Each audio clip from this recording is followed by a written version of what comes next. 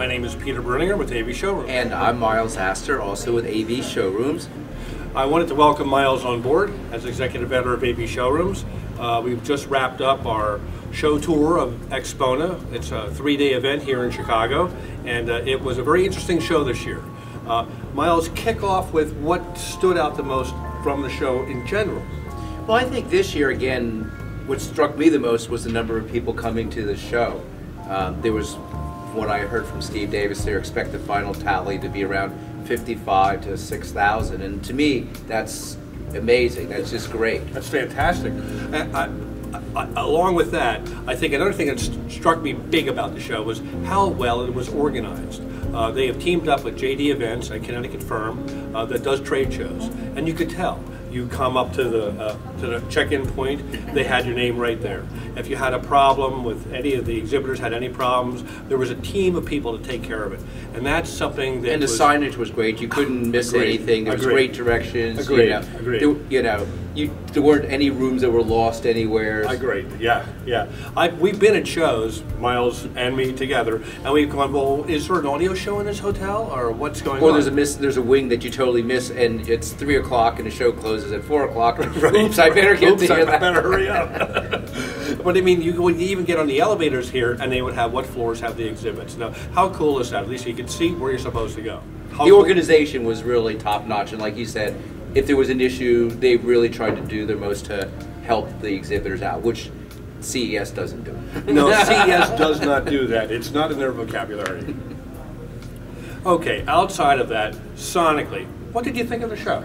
Well, I was a little disappointed overall by the sound at the show. I think, manufacturers were really presented with a situation where the rooms were kind of like reverb chambers in many cases. And they really struggled. It took them a couple days. I think some of them really managed to overcome the best of the situation. So, but I think, to me, a lot of people brought a lot of great equipment. And, from a purely attendees perspective, there was a lot to see.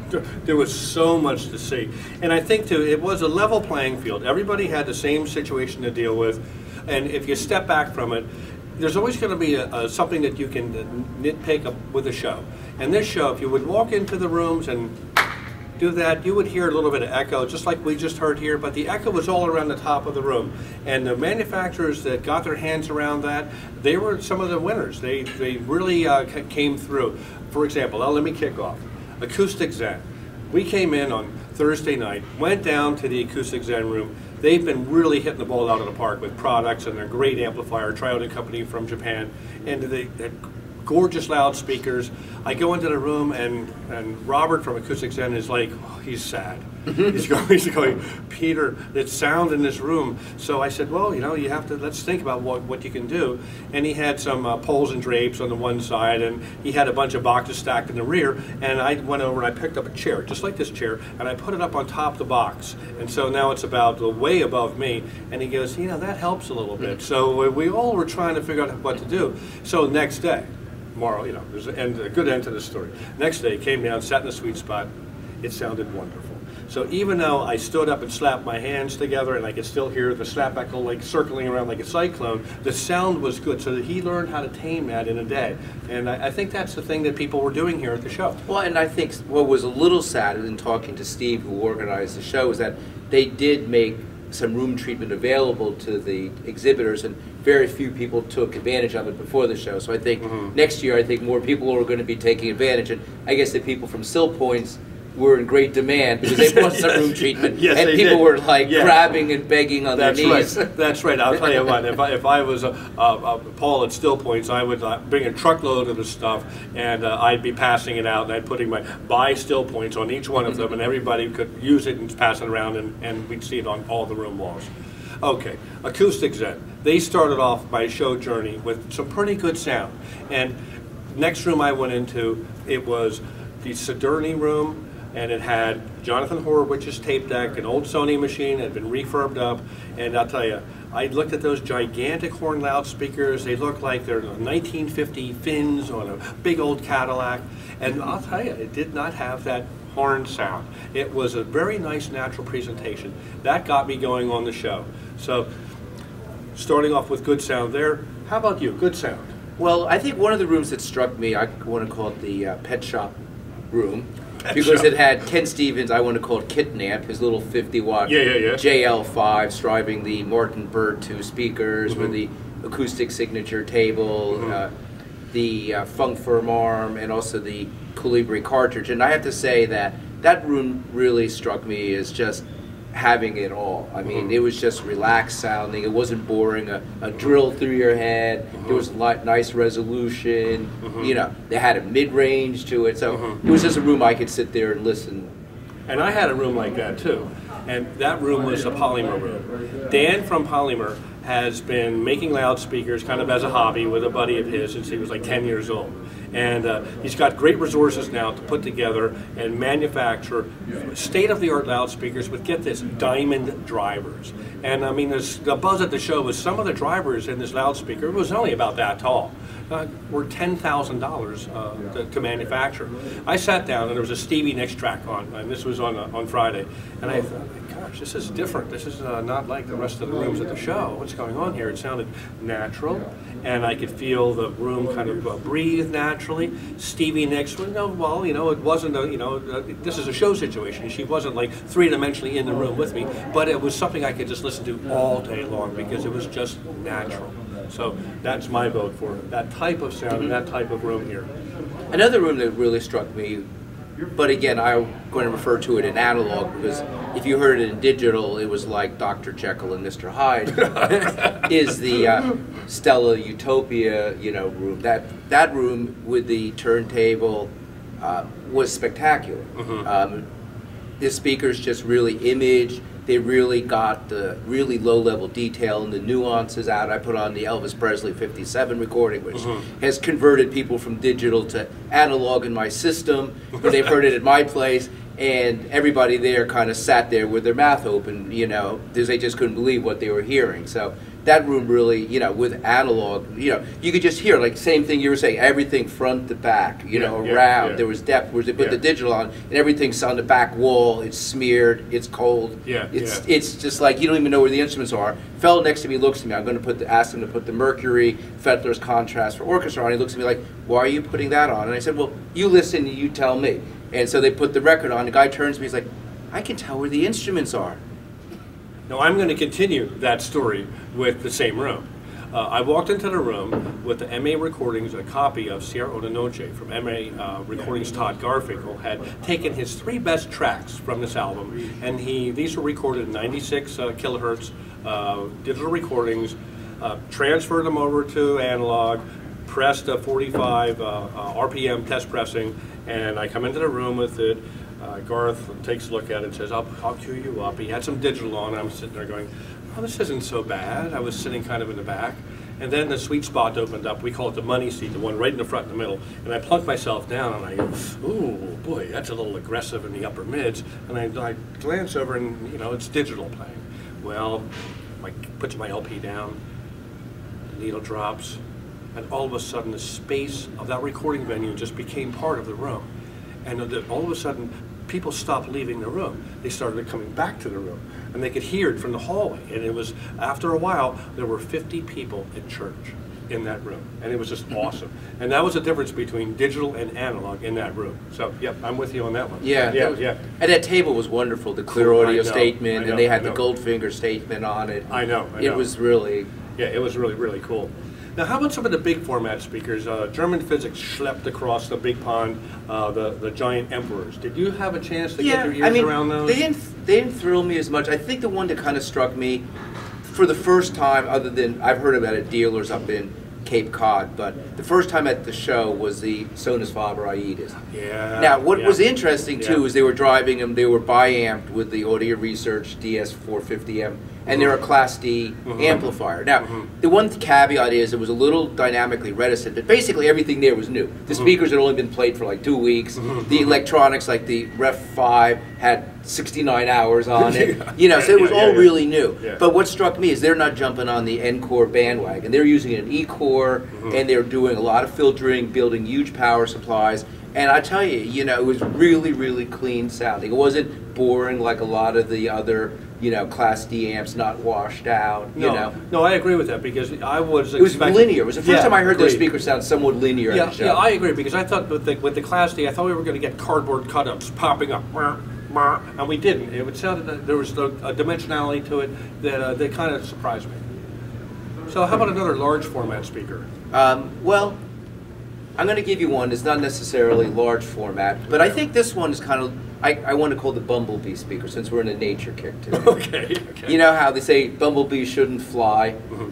Well, this speaker shouldn't sound like it does, yet it does. And that's the Orangutan 96 from John DeVore. And I know, I feel like a broken clock. Every show we say, John DeVore has great sound in the show. Well, there must be something about his speakers that really work well. He brought these little speakers. They're this high. They're a little squat. It looks like someone sat on them and squashed them down. And you sit there and you go into the room, and this time he was playing with some Resolution audio electronics, which he's never used before.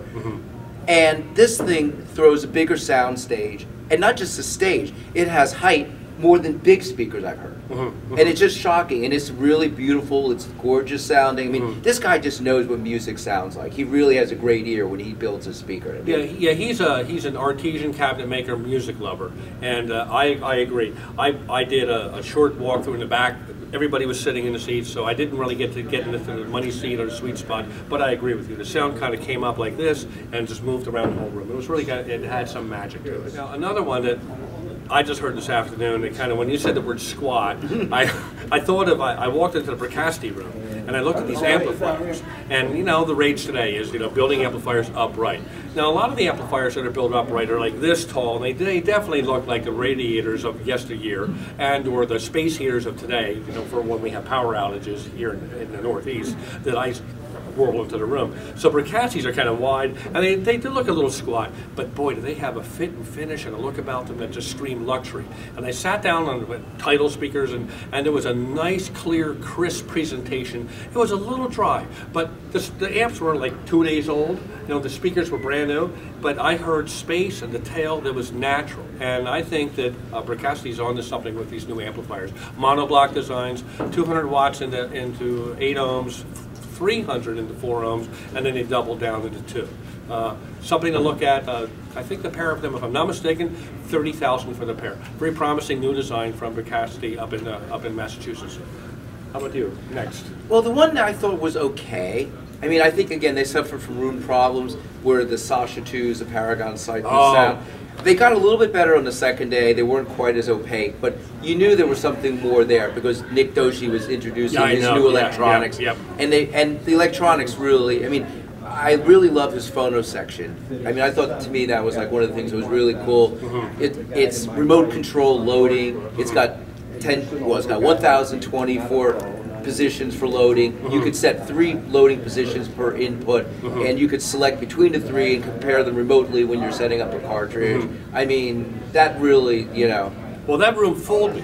I came into that room and I had the video camera, so I'm looking through the viewfinder on the video camera, and I'm not looking, and I'm not thinking. I'm just like, the viewfinder's like going to be my eyes. So I go, I'm going to my assistant. I said, oh look, here we have a pair of Wilson Alexias. And then I took the thing and I go, what, they look awful small. Honey, who shrunk the Alexias? So it was the Sasha 2 gives you that Alexia look. I mean, it was especially when they took the covers off the drivers. Then it really could fool you for a second, right? It could fool you, yeah. But I mean, they sat this big instead of sitting this big. But you know, if you just start glancing into a room and taking a look around, you go, oh, there's Wilson Alexias again. I don't have to go in there. But you really should have gone in that room because it was sounding very, very good. Okay, and I'll throw another one out on day 3. Okay, day 3. Because day 1 was okay, day 2 was worse, okay. And then they figured out the problem on day 3, which was the United Home Audio room with the NBL's 116 Fs. Okay, I got a phone call this morning, or a text message from Greg Barron at United Home Audio. Peter, you got to come down. We've changed these all around. Peter, you got to come down. It's been disappointing.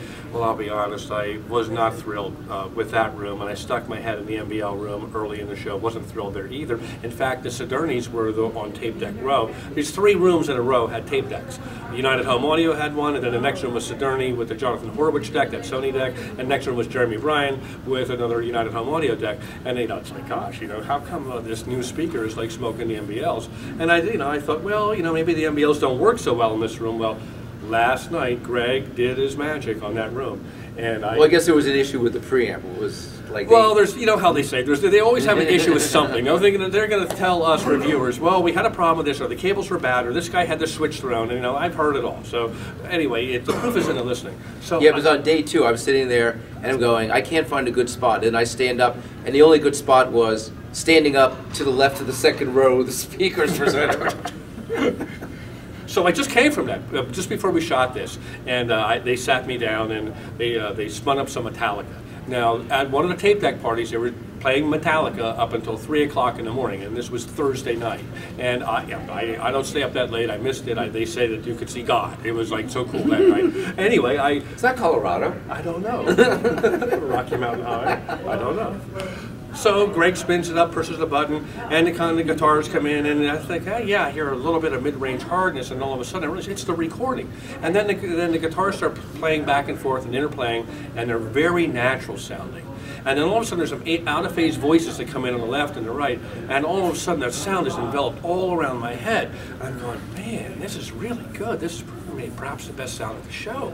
And then I thought, the only thing it's lacking is bass. Well, it's like I alerted somebody, like the bass police, because the next thing on the recording was the bass came in, the bass track came in, and that was it. I was stoned. But do you still think that that's one of my problems with the MBLs, but especially at the shows, I just don't feel that bass is painted with the same brush as the rest of the speaker. Well, that's always been the case with MBL, and when they came out with the 101E Mark II, they fixed that a little bit, so that the bass now sounds a little bit more of one cloth, and it extends down. Where in the MBL 101E Mark I, you could feel a bump. There was a definite bump to it. Now, I think also what they did between the Mark I and the Mark II is they knocked a little bit of highs off the Mark II. So I think that made it kind of more of one cloth, but it ain't perfect, folks, because these are very different technologies. You've got a conventional woofer, you've got that melon on the 101E. Well, today we had 116s. Now 116s don't have those melons, so you're going to have a little bit easier load to drive. Those are very hard to drive, the melons. So again, difference between those two MBL rooms, tubes, solid state. And it was, you could hear it. You could hear it. You could hear it. You could hear it. Yeah, yeah. Okay. Give me another one. Well, I actually liked, what was interesting, we had the Magicos in 2 rooms. We had the S3s in one room. Unfortunately, the one room really suffered again from problems with the room, and they had all the chairs against the one wall. And I really wanted to hear it with the pass amps, but I really couldn't get a good picture of it. The other room, a Hanson room, they had it with these new Octave research amps. Yeah, I was in that although it came a little bit to listening to headphones, it was pretty near field. It was very nice, relaxed sounding. You know, the mid-range is really nice on those speakers. So that to me, I really liked that, and I had not heard those Octave research amps before. No, and I hadn't either. And I raised my hand in the session. I said, "They're new, aren't they? They're European? Are they German?" And then the guy said, "Oh yes, they're from Germany." So I can't wait to find out more about Octave research. They were the fit and finish, man, off the charts. Well, they also kind of looked like my first thought. I don't know about you, was Epsilon. I felt that. Yes. Yes. Let's introduce a new category for this year. Last time we talked about what did you want to bring home. We'll leave that for the end. Let's start out. First candidate for the bling category. Well, that's hands down. The Saturni horns. There's nothing more bling than having this giant red round horn, and then you have this huge fin that holds the back of the compression driver that's about that far behind it. And then the tweeter that sits even further back upon that. You get around that thing, wait till you see the video. You won't disagree with me. How about you? Okay, well, I'm going to go analog. Okay. Triangle Arch signature turntable. Okay, I don't think that screams bling. I mean, I live with a Triangle Arch signature turntable, and every time I take a shot of the room, the camera's just going. It can't help itself. There's something about it. I mean, the arm is sexy. It is. The cartridge is sexy looking. The whole and thing. The table is sexy. The whole thing. And I got to tell you, I wrote in my blog. It's like today. The one thing you can not argue about when it comes to analog versus digital is which really looks like eye candy. All the digital stuff looks like it was designed by a techno geek. All the tables out there are eye candy. I mean, I don't care what table is nowadays. Yep. Even down to a little Rega table in the DeVore room. I mean, how sexy was that little red table? Well, Tom Vu at Triangle Art, he's an artisan, and he's a master at pulling together different types of materials when he sandwiches his platter. He has all sorts of mixtures of metallurgy when he designs these tables, and he puts them together with the ear for music. And it's not designed, you know, with a CAD designed super system. It does not look like an Air Force One and Air Force Two. You're not going to get that kind of fit and finish, but you're going to get beauty, and you're going to get art. And I'll tell you what, in my system, it produces the most beautiful artistic analog I think I've ever heard. It's just, I totally agree. Triangle Arch Signature. So let's go to the second new category for 2014. Okay. What room did you walk into and the sound caught you totally by surprise? Well, you know, is that good sound or bad sound? Why don't we leave it for either? Okay.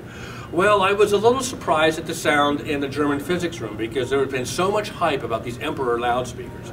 And granted, it's a 5.1 setup. It really wasn't 2-channel. I was hoping for a little bit more there. So I'm going to put that as my one. And on the other, what really caught me by surprise was, and again, just a little bit before us sitting down here, was a pair of B&W speakers. It was a Silnote room. It had a Steve McCormack DNA 750 monoblock amplifiers, and maybe it's just because they've been warmed up at the whole show.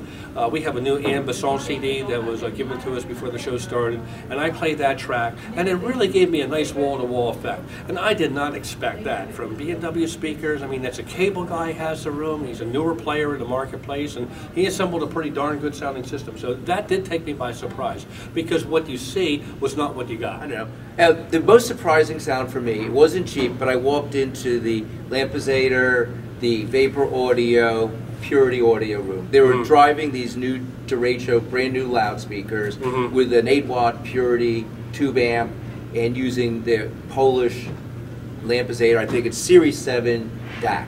And again, it was unlike most of the other digital here. It was relaxed, it didn't have your hair on end, and it just sounded really, really nice. Well, that's the scuttlebutt with Lampizator, that the guy's really doing digital well. He's from Poland. His website looks like a DIY And I think store. they have a U.S. distributor now in Long I think Island. they do too. Yeah, I think you're right about that. And okay, so let's finish up with the last one. Okay. Which you threw at me the first time, curve at me the last show. What product would you want to bring home with you after the show? No brainer. No brainer. The Gerard 301 turntable, artesian fidelity. Chris makes these turntables. He takes that turntable, he totally guts it, he puts in an inverted bearing, he puts a new platter on it, he puts a new idler drive on it, and you'll see it in the video. If you don't think that that is pure, you know what I'm talking about, then you don't. Yeah, I mean, it's eye candy. On the What's Best Foreman, we started that thread with, you know, turntable eye candy. That certainly got a lot of people's attention. It sure did, yeah. And you could almost put that in the bling category, too. I agree. You could almost put it in the bling category. Okay, so I'd like to bring home the product that I already mentioned. I'd like to bring home those Octave Research amps to play with. Oh, yeah. I think they would go really good on the Magico S5s that Myles has on the review. Yep. Because I think the one version, it's up to like 400 watts, and they certainly sounded nice on the S3, so I would imagine that they would sound pretty good on the S5s also. Okay, well, enough curveballing. Best sound. And now I'm going to give, I got a couple ideas here for best sound. I really liked the United Home Audio playing the Metallica just before we shot this. And I also liked, this morning we were playing Beatles Love in the YG, or GTT room with the YG Haleys. And those little AudioNet they're just AudioNet, they're called amp, the AudioNet amp, not amplifier amp. And they're monoblocks. They're that tall, they're that deep, they're heavy to pick up, they have enough power to really make the Haleys stand up and sing. And it was just magical. I mean, magical mystery tour all around my head. So I'm going to put those two as two, and then I'm going to throw a third one in. I'm going to throw in the Polymer room that we talked about earlier as just a naturally good sounding room that kind of made you want to just sit down and listen to music for the rest of the day and not even go into another showroom. How about you? It was funny you mentioned the YG. I did forget that one, but I would agree with you on Yeah. I would put it the Focal. I like that. I think, you know, with the analog, that was really good, and with Jim White's aesthetic Atlas amps always sound good. I've heard on Vandersteen's lots of different speakers. It does a nice job. Then I would put the audio research in there. Mm-hmm. I thought that was really good. And then I would put the third system with the Martin Birds and the little 50-watt CAD amps. Those are my 3 picks there. There you go. So, Axpona 2014. Overall, I think one of the best audio shows I've been to because of the venue, because of the organization. It wasn't too many rooms to go to. You could pretty much hit most all of the rooms. It wasn't as big as Rocky Mountain, nowhere near the size of the high-end society show at the MOC in Munich. A nice feel about it. But the second biggest in this, I would say it's the second biggest. Absolutely, in this country in North America. And if you would go east of the Mississippi, it's the biggest show. And I'll tell you what, this is the show to beat here in the United States right now. It is a show with momentum. It's a show that has a lot going on with outside of the audio exhibits themselves. There's an art show going on. They had a silent disco. You'll see that in a video where all the guys and the younger people dance around like this. And you don't hear any music. And they have light shows going on all around. I mean, yeah, I did wonder. I saw that listed, and I did really wonder, like, what was that about? Well, you're going to see on the video, okay? So you know. No, I saw it too, but when they announced it, I was kind of like, yeah. So, Axpona 2014, success or not success? Thumbs up. Thumbs up, and I tell you what, a double thumbs up. Peter Breuninger reporting. Myles Astor from AV Showrooms. See you next year in Chicago. See you next year in Chicago. Windy City, here we come.